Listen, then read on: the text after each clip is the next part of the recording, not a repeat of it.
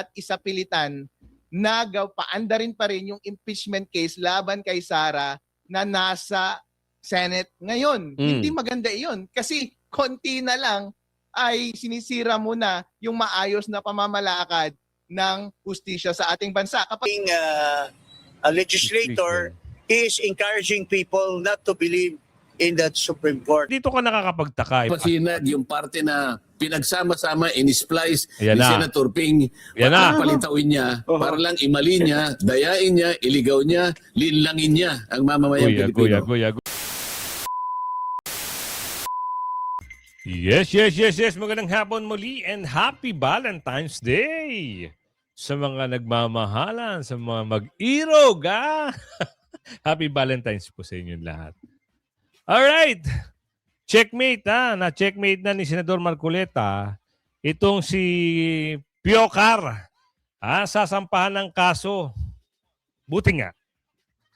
O kasi itong si Piocar, ito ay dating Chief Justice.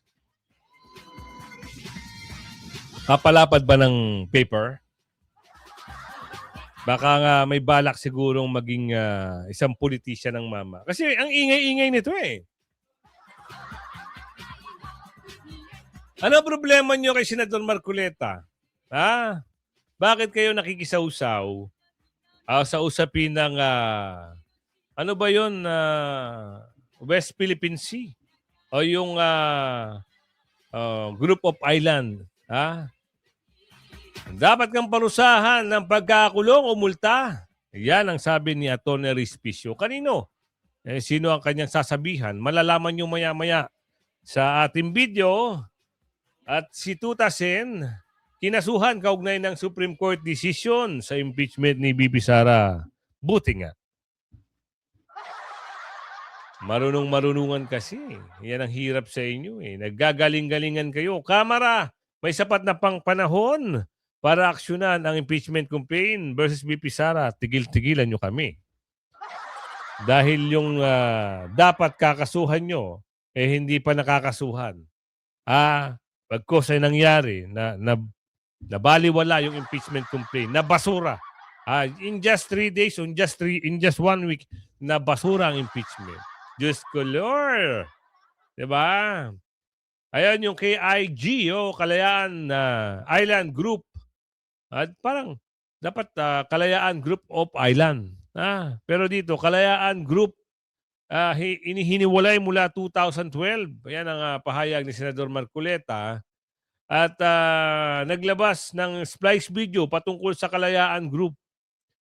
Kita niyo ba yung si Pinky? Parang kinampihan pa ng isang opisyalis. Di natin alam kung Marine ba yun, Navy, yung... Just me yung Marimar naman. Kahit sa mga kasamaang mga balita, talaga namang kinukonsinti nyo pa kahit mali. At may bumabalita na naman na gumagawa sila ng paraan para pasibak ito Senador Marcoleta. Gawin nyo! Hindi puro ngaw-ngaw kayo. Hindi nyo kakayanin. Ito na sinasabi ko sa inyo. Hindi nyo kakayanin si Senador Marcoleta. Baka magulat kayo at mabaligtad kayo. Huwag nyong gagawa ng kwento si Senador Marcoleta. Magkakalintik-lintik talaga ang mga boto nyo sa 2028. Huwag nyo lang sasabihin kasi meron na silang ilang milyon daw na signature campaign para ipasibak si Senador Marcoleta. Huwag kayong ganyan. Gumawa kayo ng tama, pumatas kayo at sasabihin nyo, ipapasibak nyo dahil sa pirma nyo. Mga unggoy. Pag naglabasan na naman, itong mga religious group baka mapahiya kayo. Baka kulangin pa yung 7 million yung sinasabi, baka 70,000 lang yung pirma nyo. Para ipasibak at paalisin. Senador Marcoleta, mga unggoy kayo, manigas kayo. Hindi nyo kaya si Senador Marcoleta at mga Duterte Black. Yan lang sasabihin ko sa inyo. Simulan natin dito. Bakit ba asar na asar kayo? Dahil ba may tagapagtanggol ang Duterte? May tagapagtanggol si Bibi Sara? May bumoboses laban sa inyo? At may matapang na Senador Marcoleta na hindi nyo kayang banggain. Umiinit ngayon ang diskurso sa usapin ng West Philippine Sea, Mm. matapos mauwi sa hamunan ng debate ang palitan ng pahayag ng Diyos ilang ko. personalidad na may magkakaibang pananaw sa saklaw ng teritoryo ng Pilipinas, at kung paano ito dapat ipagtanggol sa harap ng patuloy na tensyon sa rehiyon. Hinamon ni Senador Rodante Marcoleta si retired Supreme Court Senior Associate Justice Antonio Carpio, Philippine Coast Guard spokesperson Jay Tariela, at UP Institute for Maritime Affairs and Law of the Sea Director J. Batong Bacol sa isang debate hinggil sa West Philippine Sea. Mm. Ito ay kasunod ng imbitasyon ni Tariela kay Marcoleta na sumama sa isang Maritime Domain Awareness Flight patungo sa Kalayaan Island Group.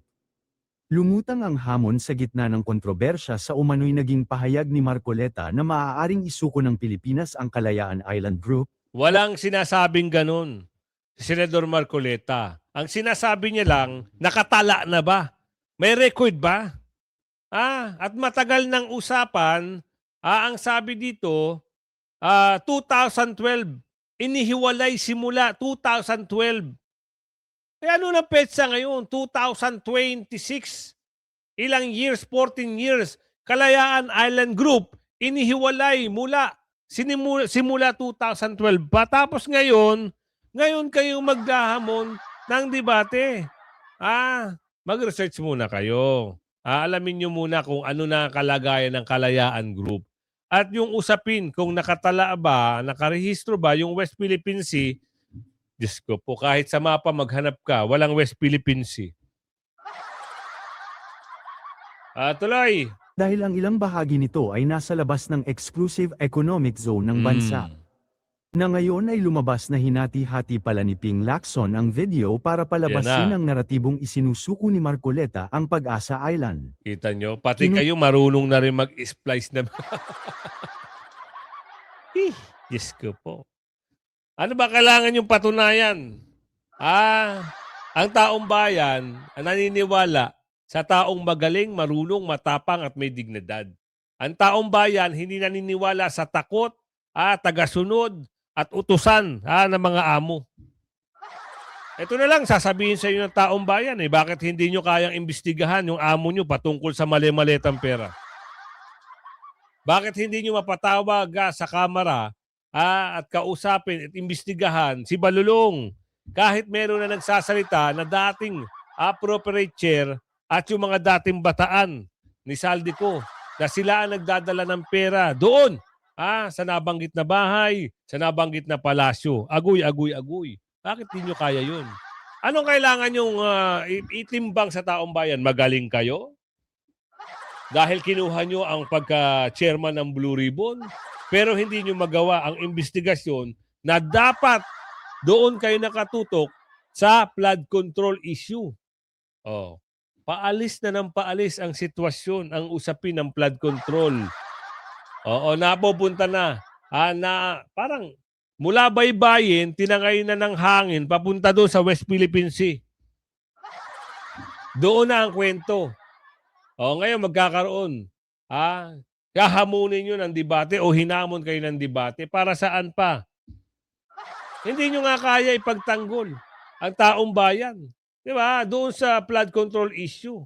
Doon sana, ginaya nyo si Senador Marcoleta na hinahanap yung the big piece. Wala, pinakailaman nyo agad Hanggang ngayon, hindi pa namin makita kung sino talaga si the big piece.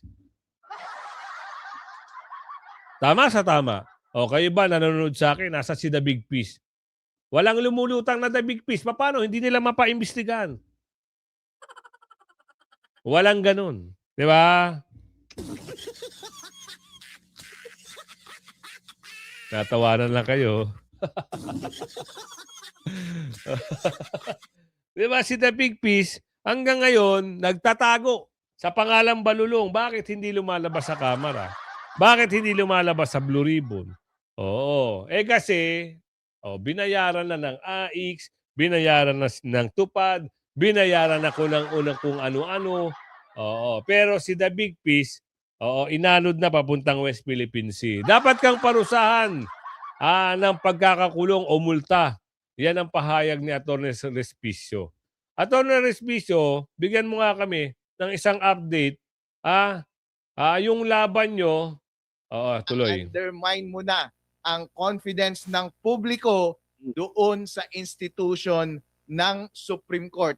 At hindi iyan maganda at dapat kang parusahan Jagot ka, ng putasin. pagkakakulong o ng fine. Agoy. Noong sinabi mo ba, Senate President Tito Soto, na hindi tama yung desisyon ng Supreme Court, Yari ka. parang lumalabas na gusto mong buhayin pa rin at isapilitan na paandarin pa rin yung impeachment case laban kay Sara na nasa Senate ngayon. Hindi maganda iyon kasi konti na lang ay sinisira mo na yung maayos na pamamalakad ng hustisya sa ating bansa. Kapag sinabi ng Supreme Court na tama na, huwag nyo nang ituloy, huwag ka nang magsalita Tama. na nagsasuggest pa na parang itutuloy mo pa. Tapos Agoy. sinasabi mong hindi maayos ang paggawa ng desisyon ng mga nagsulat ng desisyon ng Korte Suprema.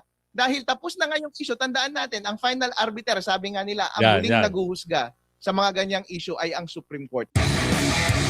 Oh. Ang final arbiter ay Supreme Court. Attorney, hanggang saan ba yung limitasyon ng isang public official at siguro pati na rin yung pribadong citizen sa pagkokomento kaugnay sa nagiging desisyon po ng Korte Suprema? Alright, tingnan na lang natin yung jurisprudence. At walang iba kundi yung lolo ni Senate President Tito Soto. Ano ang sinabi niya doon? Sabi niya, yung mga nasa Supreme Court ay evil at incompetent at itong mga taong ito ay dapat ng palitan. Meron bang sinabi si Senate President Vicente Soto III ngayon na katulad noon? Meron. Sinabi niya, mag-charter change na lang tayo Yan. para ilagay Totoo yan. natin sa tamang pwesto ang Supreme Court. At sinasuggest niya na mapalitan na yung mga nakaupo doon sa Supreme Court. Ibig sabihin, gusto niyang matanggal yung checks and balances doon sa Supreme Court na kumokontrol sa pang-aabuso na ginagawa ng Senate. Senate President Tito Soto, may balak ka bang buhayin yung sinabi ng void na Yan. impeachment case laban kay Sara na nasa Senate ngayon?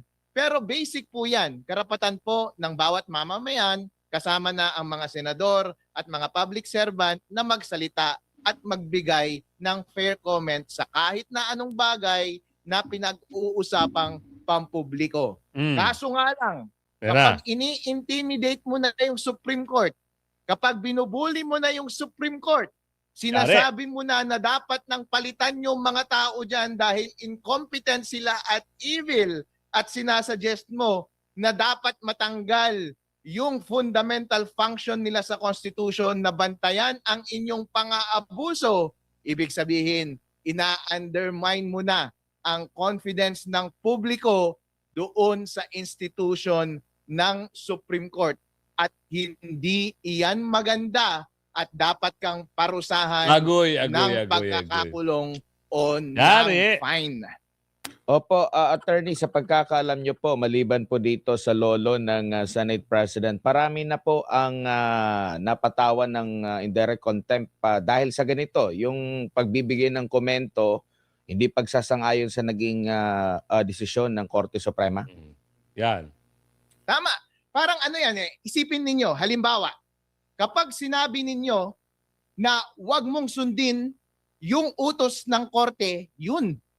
Ginugulo mo yung proseso ng hustisya. Ang essence ng indirect contempt ay hindi mo sinusunod ang maayos na pamamalakad ng pag-dispense ng hustisya. Halimbawa, kung may utos, halimbawa sa isang violence against women na case, nalayuan mo yung girlfriend mo, lapit ka ng lapit, ini-stalk mo pa rin, tapos hinaharas mo pa rin, tapos sabi ng kaibigan mo, "Hoy, wag mong sundin yan." Tapos sinasabi niya sa mga pulis, habang hinuhuli siya ng mga pulis, "Wag mong sundin yan dahil mali yung judge dyan, pinipigilan niya." Parang yun din kasi ang sinasabi ni Senate President Tito Soto ngayon Noong sinabi mo ba, Senate President Tito Soto, na hindi tama yung desisyon ng Supreme Court, parang lumalabas na gusto mong buhayin pa rin at isapilitan na paandarin pa rin yung impeachment case laban kay Sara na nasa Senate ngayon. Hindi maganda iyon kasi konti na lang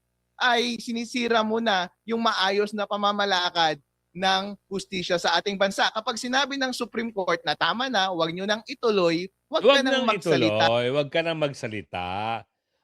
Parang lumalabas niyan, hindi ka naman abogado o hindi ka naging nag-aral ka ba? Nagtatanong lang kung nag-aral ka ba ng political science, kung may alam ka ba sa mga batas, at lumalabas parang marunong ka pa sa kataas-taasang hukuman. 'Di ba? Isipin mo mabuti bago ka magbitaw ng salita. Hindi ganoon, boss. Hindi ganoon. Reaksyon namin 'to, opinion namin 'to, mali.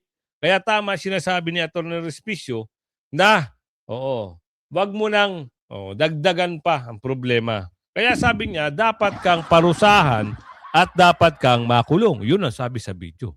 'Di ba?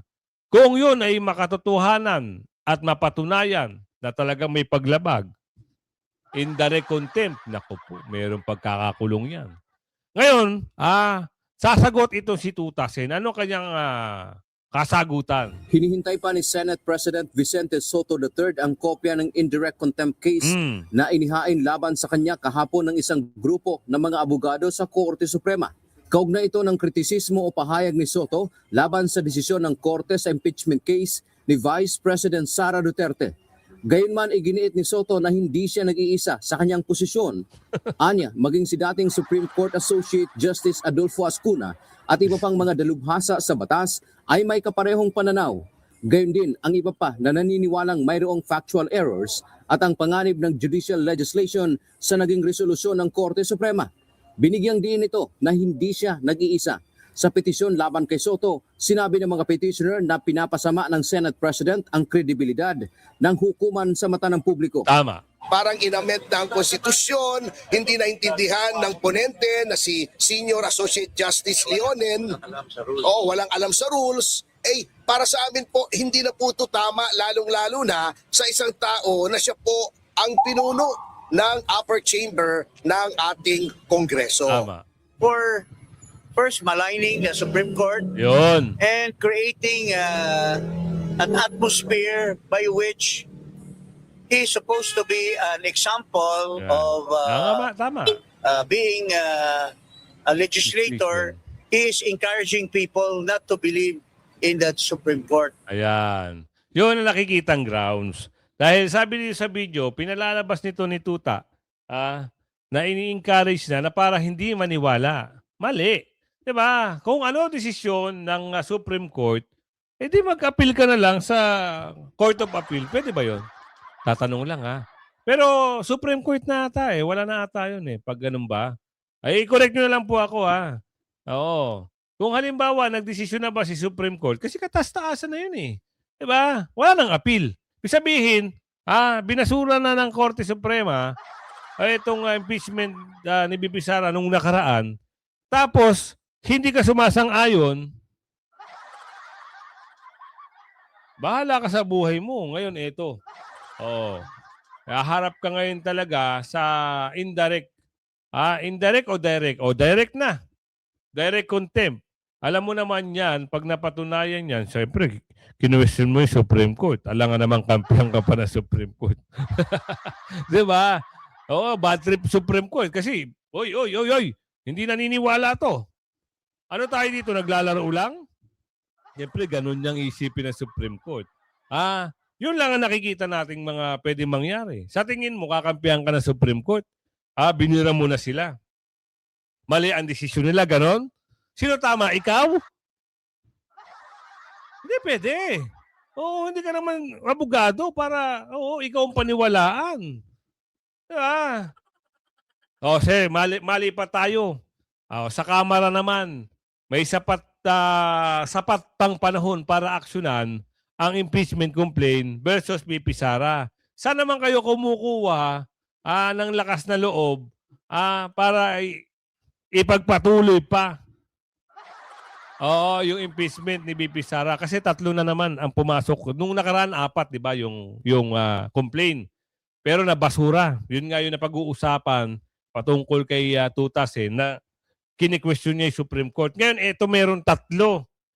Problema nito, yung una nag-complain, ito ba ata yung Makabayad Black o yung Sino bang grupo ito? Basta mga representative din ng mga taga-mountain ito eh. So wala pang February 6, umarangkada. Hindi nila alam, puntos na yun ni VP Sara. Good! Yan ang alamin natin. Tapos ito, may sapat pa kayong panahon. Wow! Matakot na kayo. Konti na lang. National election na presidential election na. Mapapag-isip-isip talaga kayo dahil pag hindi kayo dumikit kay VP Sara, laglag kayong lahat. Pakabait kayo. Ang survey na hinahawakan na ngayon, as of now, 33%. Doon sa mga gustong kumalaban kay VP Sara, 2.4. 2. Saan pupunta yung mga boto nyo? Kung ganun lang ang porsyento na ngayon pa lang Diyos ko, Marimar. Alamin natin dito, kwento nila. Basta kwento nila. Wag niyong paniwalaan. Kulas na February 18 ang susunod na plenary session ng House of Representatives. Ayon kay House Public Accounts Chairperson at Bicol Saro Party List Representative Isa pa Terry yan. Ridon, may sapat pang panahon ng Kamara para aksyonan ang 3 reklamong impeachment laban kay Vice President Sara Duterte na nakabinbin sa tanggapan ni Speaker Faustino Boji III. Kabilang sa Nakita nyo, nakabinbin pa rin pala. Good job yan. Speaker Bojidi, pendingin mo lang Parang ano mo lang. Delaying tactic. Para maubusan sila ng pasensya at wala na impeachment na yan. Good. Narinig nyo, nakabinbin hanggang ngayon yung 3 complaint. So ito, sumatotal nito, mangangalampag na naman yung mga unggoy dyan. Mamadaliin. Sa February 18, papasok sa plenary. Tama ba? Ulitin natin. Kamara para aksyonan ang 3 reklamo sa Saro Party List Representative Terry Ridon. May sapat pang panahon ng Kamara para aksyonan ang 3 reklamong impeachment laban kay Vice President Sara Duterte na nakabinbin sa tanggapan ni Speaker Faustino Boji III. Kabilang sa mga nananatiling opsyon ang pagkakaroon ng 1/3 ng House members na mag-e-endorso ng articles of impeachment para maidiretso ang reklamo sa Senado. Gayon din ang referral nito sa House Justice Committee. February 9, 2026, inihain ang 3 impeachment complaint ng grupo ng mga religious leader at abogado na ini-endorso ni mamamayang Liberal Party List Representative Leila de Lima. So una, we still have 7 boss, hindi kasi yung mukha Ano yung unang-una? Anong unang-unang banat mo? Sige. days para ma-refer po to the House Justice Committee.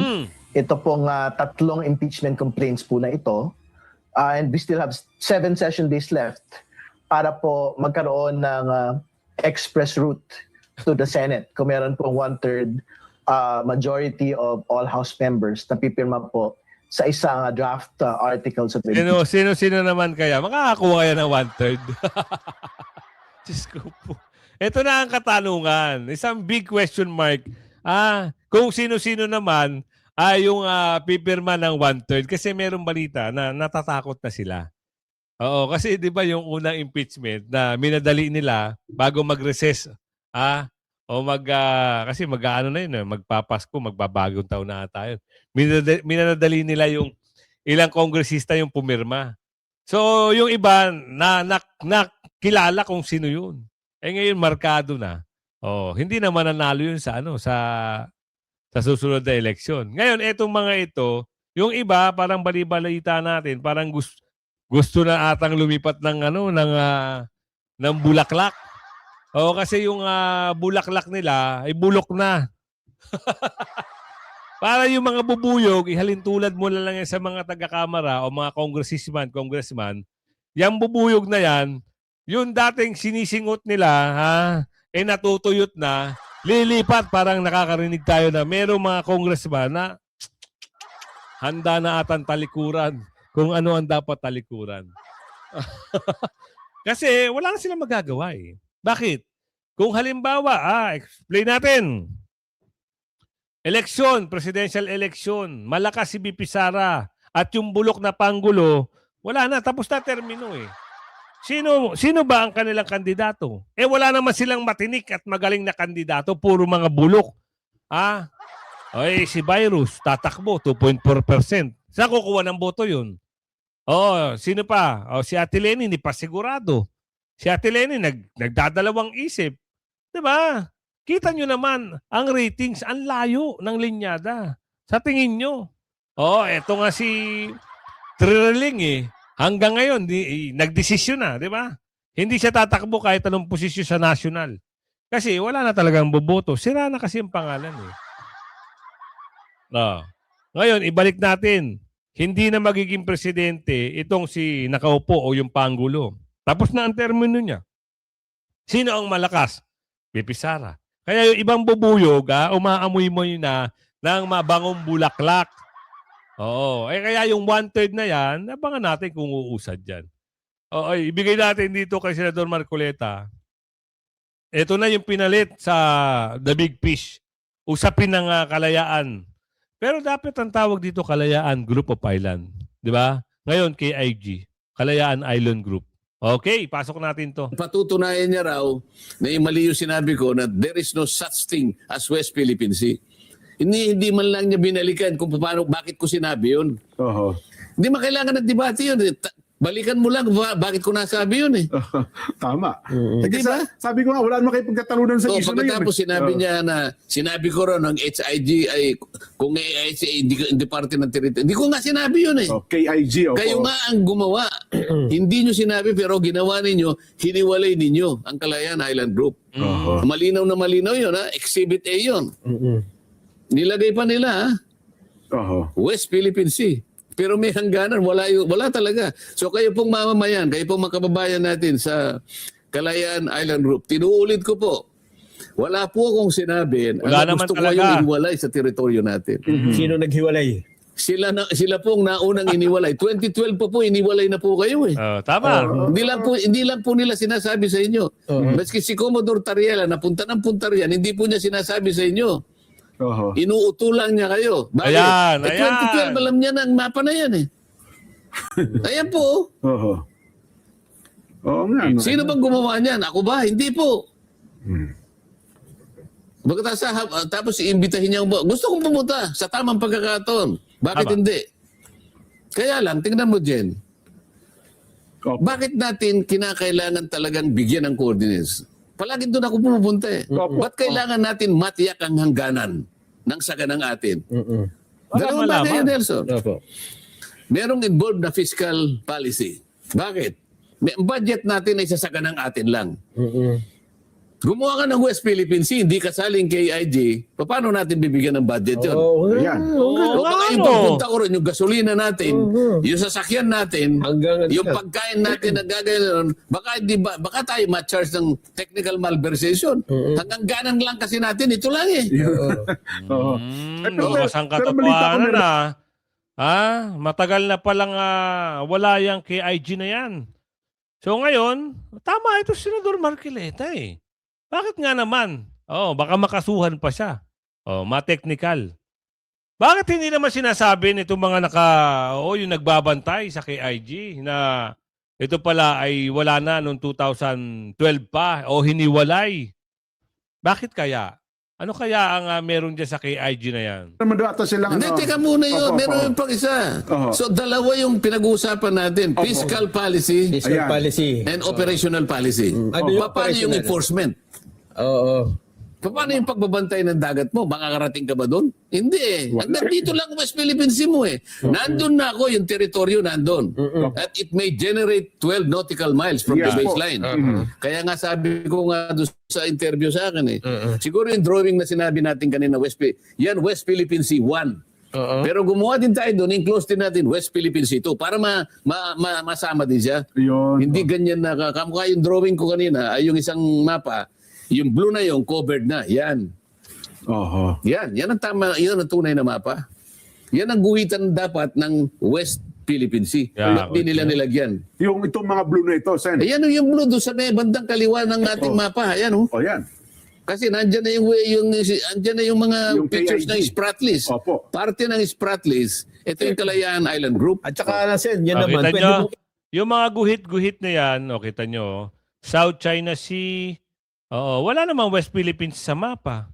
Kahit saan mo hanapin, wala kang makikita. Tama nga naman. Di ba niloloko lang. Tapos kita nyo ito ano ba tawag dito? Coordinates yung mga linya na yan. Ang nakakaalam lang yan talaga yung mga nasa maritime. Lalo na maritime law, yung mga ganyan, yung nagbabantay sa dagat. Pero yung isang tagapagbantay ng dagat o ating teritoryo, ay ginigiit na may West Philippines Sea. Kahit sa mapa, wala ka makita. 'Di ba? EEZ, Economic Zone, 200 na nautical miles. So, ayun, Sulu Sea. Ayun, Sulu Sea meron, 'di ba? Pero walang West Philippines Sea. Tama. Tuloy. Doon sa mga may claimants din dyan na ang kinay-claim mo lang dyan Kaya nga negotiation Kaya nga negotiation Pero dapat Hindi ganyan ba? ang isipinresent nila. Kailangan may paliwanag sa lahat ng mga kababayan natin, lahat ng bahaging ito. Alam mo ba nung ating i-ratify ang UNCLOS? Jen? Opo. At saka yung nung i-ratify natin yung ICJ, International Court of Justice Statute. So ito nakita nyo yung mapa. Kaya pala alam ni Senador Marcoleta. Yun nga ang mga sinabi niya kanina. Kaya may paninindigan siya na wala namang West Philippine Sea. Ano pinaglalaban nyo? Kung meron ka makita sa mapa na West Philippine Sea, di atin yan. Kaso wala nga eh.